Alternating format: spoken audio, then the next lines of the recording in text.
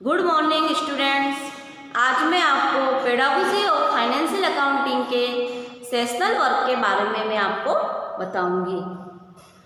आपको sessional work बनाना है financial accounting subject में।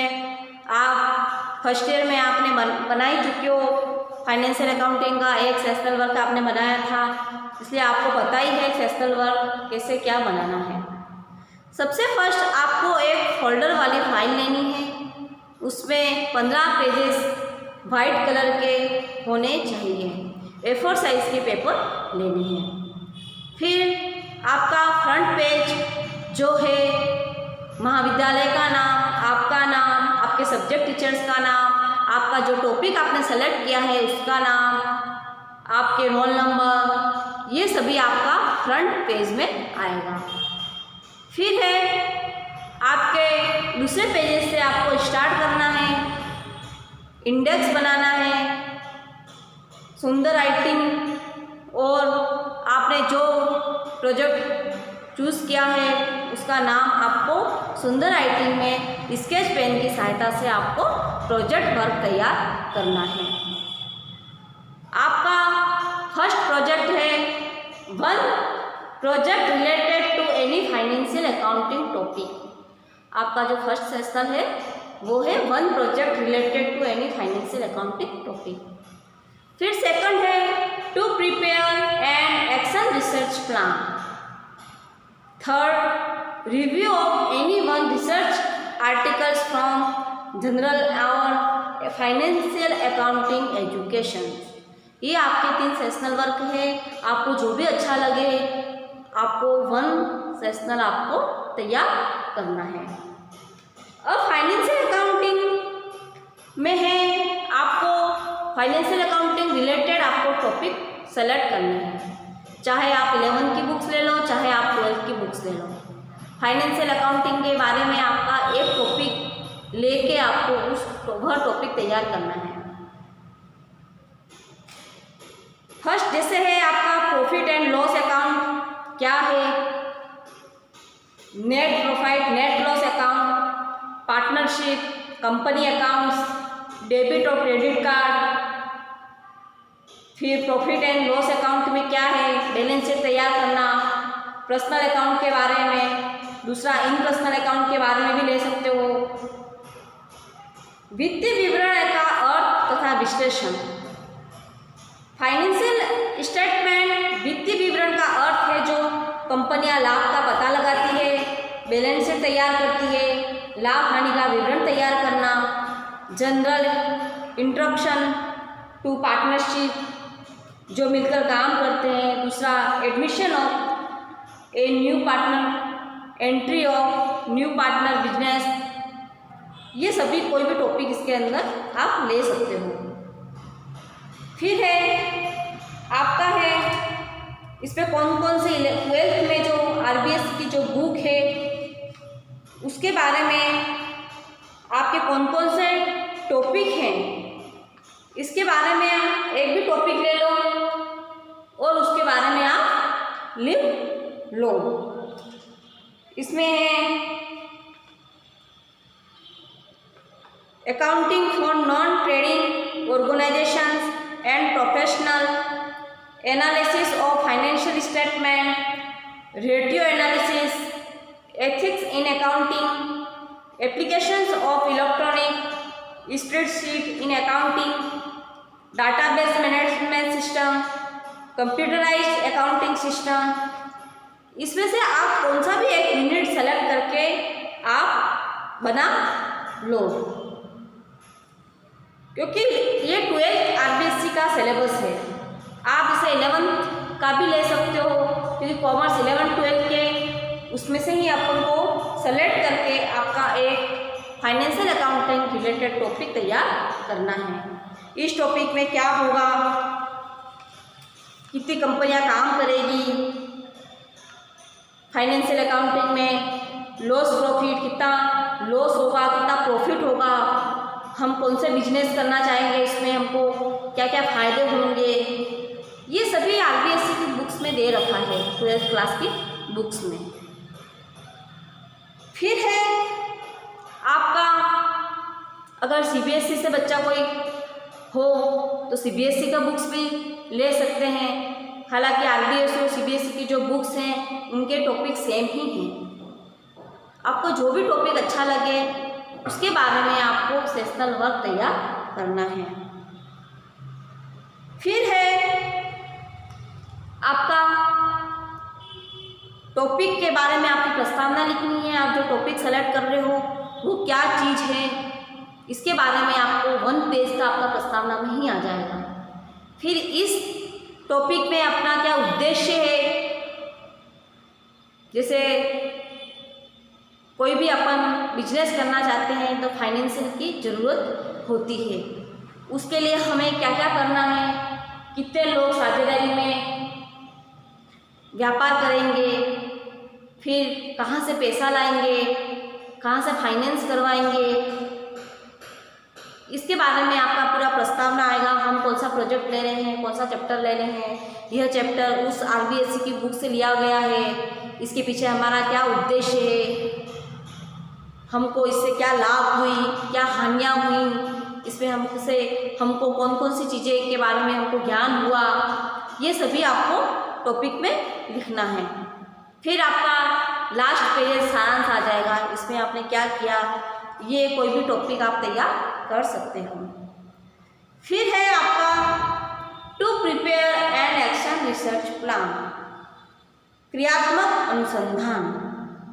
आपको एक विद्यालय लेना है, उसमें आपको समस्या कौन कौन सी समस्याएं हैं उसके बारे में आपको टॉपिक तैयार करना है। समस्या का शीर्षक आएगा, फर्स्ट पॉइंट आएगा आपका समस्या का शीर्षक। आप कौन सी समस्या ले रहे हो, इस स्कूल में क्या समस्याएं हैं। जैसे आपने एक ले लिया नामांकन, इस स्कूल में नामांकन बच्चों का कम है, तो इस स्कूल में नामांकन बच्चों का कम क्यों है, क्यों बच्चे पढ़ने में इंटरेस्टेड नहीं है, उनको आने जाने की सुविधा नहीं है, उनके पेरेंट्स इंटरेस्टेड नहीं है पढ़ाने में। अगर उनके पेरेंट्स नहीं है इंटरेस्टेड पढ़ाने में तो आप जाके उनको संपर्क करो कि पढ़ाई से क्या फ़ायदा है, क्या नुकसान है, इनको बताओ। बच्चों का नामांकन कम है, अनुपस्थित रहते हैं। तो दूसरा है जैसे अनुपस्थित रहते हैं बच्चे, अनुपस्थित क्यों रहते हैं, कोई बच्चा बीमार है, कोई आर्थिक स्थिति से परेशान है, कोई बच्चा इंटरेस्ट नहीं है पढ़ाने में, अगर कोई बच्चा टीचरों से डर रहा है, ये सभी आपका समस्या का शीर्षक में आएगा। फिर है अनुसंधानकर्ता का नाम, फिर आपका दूसरा आएगा अनुसंधानकर्ता का नाम, फिर विद्यालय का नाम, आप कौन सी स्कूल में क्रियात्मक संशोधन करने जा रहे हो उस विद्यालय का नाम, वह विद्यालय गवर्नमेंट है या प्राइवेट है, वह संस्था किसके द्वारा स्थापित की गई है, वह कितने साल से स्कूल चल रही है, इसमें बच्चों का नामांकन कितना है, कितने बच्चे पढ़ते हैं, कितने टीचर्स वहाँ पर हैं, वहाँ पर क्या समस्याएं हैं, ये सभी आपका विद्यालय का नाम में आएगा, पूरा एड्रेस। फिर अपन को है योजना की पृष्ठभूमि तैयार करनी। अपन जो समस्या का शीर्षक ले रहे हैं, जो प्रोजेक्ट ले रहे हैं, उसके बारे में योजना की पृष्ठभूमि पूरी तैयार करनी कि ये स्कूल इस टाइम से, इस सत्र से चल रहा है, इसमें इतनी काफ़ी परेशानियां हैं, अगर परेशानियां हैं तो उसको हमको निराकरण करने के लिए हमको क्या क्या करना है, बच्चे का नामांकन कम है तो बच्चे इंटरेस्टेड क्यों नहीं है, बहुत सी स्कूलें पानी के बीच में है तो बच्चे को आने जाने की समस्या होती है इसलिए उनका नामांकन कम है, ये सभी योजना की पृष्ठभूमि में आएगा। फिर अनुसंधान का उद्देश्य क्या है, हमको इसके पीछे हमारा उद्देश्य भी क्यों है, क्योंकि अगर बच्चा स्कूल नहीं आ रहा है तो उसके भविष्य की चिंता है टीचर्स को, अगर बच्चा नहीं आ रहा है तो वो पढ़ेगा नहीं, ये सभी आएगा। फिर समस्या का विशिष्ट रूप, विद्यालय के लिए योजना का लाभ, इस योजना से लाभ है तो विद्यालय के लिए क्या है, अगर नामांकन कम होगा तो टीचर्स लोगों का ट्रांसफ़र हो जाएगा, गवर्नमेंट ने फिक्स कर दिया है कि इस स्कूल में इतना का नामांकन होगा, 30 बच्चों के पीछे एक टीचर लगेगा, अगर कम होगा नामांकन तो वहाँ पर जो टीचर्स लोग काम कर रहे हैं वो टूट जाएंगे, उसको बाहर जाकर ट्रांसफ़र कराना पड़ेगा, गवर्नमेंट उनका ट्रांसफ़र कर लेगी, दूर जाना पड़ेगा। ये सभी विद्यालय के लिए योजना के लाभ हैं। फिर समस्या के कारणों का विश्लेषण, समस्या के क्या क्या कारण हैं, बच्चा क्यों नहीं आ रहा है स्कूल पढ़ने के लिए, उसके पीछे क्या क्या कारण है, इस पर विश्लेषण करना। फिर क्रियात्मक परिकल्पना की रूपरेखा, मूल्यांकन, परिणाम, फिर निष्कर्ष।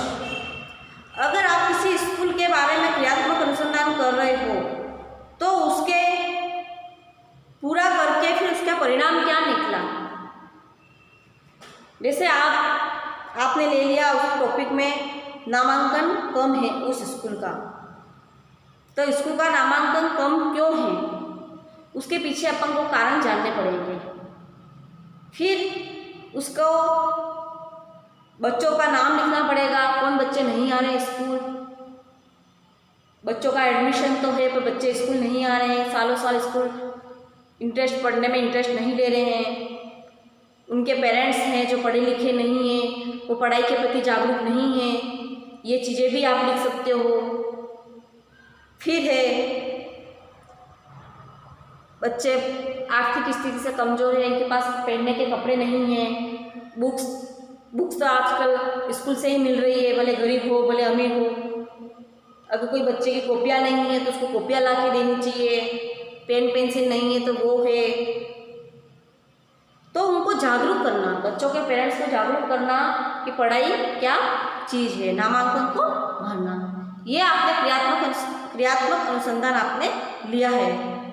फिर आपने उस संस्था में आपने काम कर लिया, उनके कारण जान लिए, उनकी पृष्ठभूमि बना ली। फिर बच्चों के घर घर जाके संपर्क करना कि आप लोग बच्चे क्यों नहीं आ रहे हो, उनके पेरेंट्स को बताना, ये सभी चीज़ें आएगी। फिर मूल्यांकन कि हमने इस समय हमने इस स्कूल में गए, वहाँ पर इस चीज़ का क्रियात्मक अनुसंधान किया, उसके पीछे हमने जाकर वहाँ पर प्रिंसिपल से मिले, प्रिंसिपल से पूछा यहाँ पर क्या आपकी समस्या है इस स्कूल में।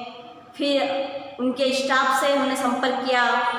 फिर बच्चों का नामांकन कम है, बच्चे नहीं आ रहे हैं, उन बच्चों की जो लिस्ट है वो तैयार की। फिर हम घर घर जाकर उनसे पेरेंट्स से उन बच्चों से संपर्क किया। ये सभी चीज़ें मूल्यांकन में आए। फिर परिणाम में 15 दिन अपन ने ये काम कर लिया, घर घर जाके उनका संपर्क कर लिया। फिर हमको देखना है कि इससे बच्चे कितने स्कूल आने लग गए, वो हमारा क्या निकला, परिणाम निकला। हमने ये काम किया, अनुसंधान किया, एक क्रियात्मक अनुसंधान किया, एक्शन रिसर्च प्लान, जिससे हमारे ये परिणाम निकले। फिर निष्कर्ष क्या निकला, भाई बच्चे हमने इतनी मेहनत करने के बाद भी बच्चे स्कूल आना शुरू हुए या नहीं, इस चीज़ का निर्देशन निष्कर्ष निकला।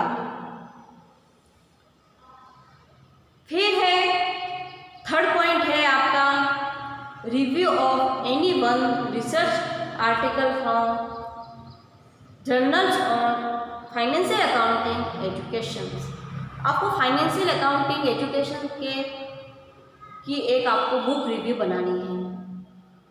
बुक रिव्यू ऐसी होनी चाहिए जो आपके सब्जेक्ट के बारे में बता रही हो। जैसे आप पढ़ रहे हो फाइनेंशियल अकाउंटिंग और आपने बुक रिव्यू दूसरी सब्जेक्ट की बना ली, वो मान्य नहीं होगा। आप फाइनेंशियल अकाउंटिंग के एक बुक रिव्यू बनाओ।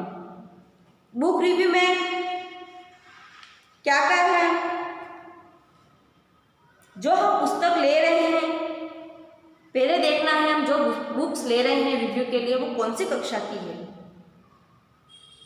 अगर वो कक्षा 11-12 की है और अपन छोटे 8 टाइम बच्चों को पढ़ाएंगे तो वो बुक रिव्यू उनके लिए फ़ायदेमंद नहीं है। वो बच्चे जानेंगे ही नहीं कि कॉमर्स सब्जेक्ट क्या है, फाइनेंशियल क्या है, बिजनेस क्या है।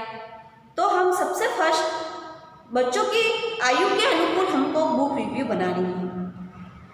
फिर है कौन सी कक्षा के लिए है, पुस्तक कौन सी है उसका नाम, उसकी समीक्षा, फिर कक्षा लिखेंगे, कौन सी पुस्तक ली है उसका नाम लिखेंगे, उसके प्रकाशन का नाम लिखेंगे, वर्ष लिखेंगे और उसके साथ में ही परामर्शदाता का नाम, उनके लेखक का नाम, किसके संयोजन से बन रही है, उसका मूल्य कितना है, प्रकाशक का नाम और उसका एड्रेस।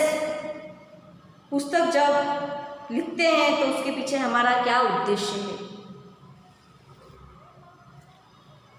फिर आएगा आपका, ये तो आपकी भूमिका है कि ये हम इस पुस्तक ले लिए, ये फ्रंट पेज जो आएगा वो आपका ये सब आएगा। फिर आएगा आपका इंडेक्स, क्योंकि इसमें आपका फ्रंट पेज तो आपके महाविद्यालय का नाम और ये सब आ गया। सेकंड पेजेस में आपकी पुस्तक समीक्षा रिव्यू लिख रहे हो तो आपके जैसे बुक्स के आगे वाले फ्रंट पेज पे आपके जो सबका लेखक का नाम, उस स्कूल का नाम, मूल्य, प्रकाशन, ये सब जो आएगा वो आपका सेकंड पेजेस में आएगा। और थर्ड पेजेस है वो इंडेक्स आएगा आपका। फिर इंडेक्स में आएगा आपको आपने कौन सी बुक ली है उसका नाम आएगा, चैप्टर्स आएंगे जो इस टॉपिक में लिखे हुए हैं, ये सब आएगा। हमको बच्चों का मानसिक स्तर के अनुसार ध्यान में रखकर वो बुक लेनी है। उसकी लेखन शैली अच्छी होनी चाहिए। जैसे अपने 11वीं-12वीं के बच्चों के लिए बुक लेंगे तब वो उसका स्टैंडर्ड उन बच्चों के लिए होगा। फिर पुस्तक बड़ी तो नहीं है, उसका आकार अच्छा है, आयताकार होना चाहिए। फिर है पेजेस मुड़े हुए तो नहीं हैं, उसके कवर व चित्र उसके फ्रंट पर अकाउंटिंग कैलकुलेटर का है, अकाउंटिंग के जो फाइनेंशियल अकाउंटिंग के रिलेटेड जो चित्र हैं वो लिखे हुए होने चाहिए। फिर उसके लेखक का नाम डिटेल लिखेंगे, आपने जो बुक्स ली है उसका वर्णन करेंगे, प्रकाशन, संस्करण, मूल्य को हम ध्यान में रखकर जो ज़्यादा पैसे की तो नहीं है जिससे बच्चा ले नहीं सके। फिर उसके लेसन देखेंगे, लेसन को हम कितने भागों में विभाजित किया है वो देखेंगे। ये सभी चीज़ें हम इस बुक रिव्यू में ध्यान से देखेंगे। फिर आ गया प्रस्तुतिकरण। उस पुस्तक की भाषा शैली सिंपल होनी चाहिए, उसकी शब्दावली में हम ध्यान देने तो कोई गलत तो नहीं है, गलत तो नहीं लिखा है। फिर उसके निर्देशित तत्व लिखेंगे, फिर जो गलतियां हैं उसको हम देखेंगे, जो हम लिख रहे हैं, बुक रिव्यू बना रहे हैं उस पर गलतियाँ तो नहीं है, उसके उदाहरण की मात्रा कम तो नहीं है, उसमें अंदर जो टॉपिक है उसके रिलेटेड चित्र हैं। इन सभी को ध्यान में रखकर हम बुक रिव्यू का काम अपन को करना है। प्रश्नों के प्रकार को सही लिखा गया है, ऑब्जेक्टिव क्वेश्चन आंसर, लघुत्रात्मक क्वेश्चन आंसर, अति लघुत्रात्मक क्वेश्चन आंसर, बड़े प्रश्न क्वेश्चन आंसर, इन सभी को व्यवस्थित लिखना है। फिर इसके अंदर जो चैप्टर के अंदर क्वेश्चन आंसर बन रहे हैं उसको क्वेश्चन आंसर लिखना है। फिर उसकी विषय वस्तु के बारे में हमको पढ़कर उसका पूरा कंटेंट तैयार करके फिर उसकी बुक रिव्यू बनानी है। फिर जो हम फर्स्ट चैप्टर में जो भी हम अकाउंटिंग फाइनेंशियल अकाउंटिंग के रिलेटेड जो भी चैप्टर पढ़ा, अगर दूसरे चैप्टर जो हम पढ़ रहे हैं तो हमें यही लिखना है कि अपन को पहले यूनिट पहले अध्याय में आपको हम पढ़ा दिया है, उसका भी हमको पूर्व ज्ञान भी कराना है। भाषा सरल होनी चाहिए, फिर बच्चों की लेखन शैली भी अच्छी होनी चाहिए, जो कमज़ोर बच्चा भी पढ़ सके। पुस्तक का नाम, प्रकाशन का नाम, लेखक का नाम और उसके मूल्य का नाम और उसका लास्ट में उसका सारांश लिखना चाहिए। फिर हमने शब्दार्थ ले लिए, इस शब्दार्थ का क्या अर्थ होता है, मीनिंग्स ले ली, ये सभी इस बुक रिव्यू के अंदर आएगा। मैंने आपको 3 सेक्शन के बारे में मैंने आपको बताया। फाइनेंशियल अकाउंटिंग जो बुक्स रिलेटेड जो प्रोजेक्ट तैयार करना है वो आपका 11th क्लास आरबीएससी से सीबीएसई, 12th आरबीएससी सीबीएसई, कोई भी टॉपिक आप ले सकते हो। आपको इन दोनों 11th 12th की जो भी बुक्स में आप टॉपिक ले रहे हो उस टॉपिक का पूरा आपको ज्ञान होना चाहिए। फाइनेंशियल टॉपिक में बहुत सी चीज़ें आती हैं। एटीएम मशीन है, जैसे डेबिट क्रेडिट कार्ड कराना, इसका क्या महत्व है, क्या अर्थ है, इससे हमारे क्या क्या फ़ायदे हुए, हमको एटीएम मशीन जब हमारा आया तो एटीएम से हमें क्या क्या समय की बचत हुई, हमको लाइन में नहीं खड़ा रहना चाहिए पड़ा। ये बहुत सी चीज़ें आप इसके अंतर्गत ले सकते हो।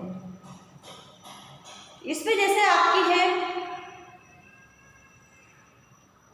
Analysis of financial statement, ratio analysis, ethics in accounting, applications of electronic spreadsheet in accounting, computerised accounting system, database management system,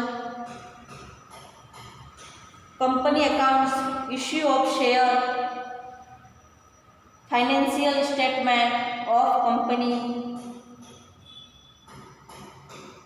फिर है accounting for retirement and death of partner, ये भी आपका 12th का चैप्टर है।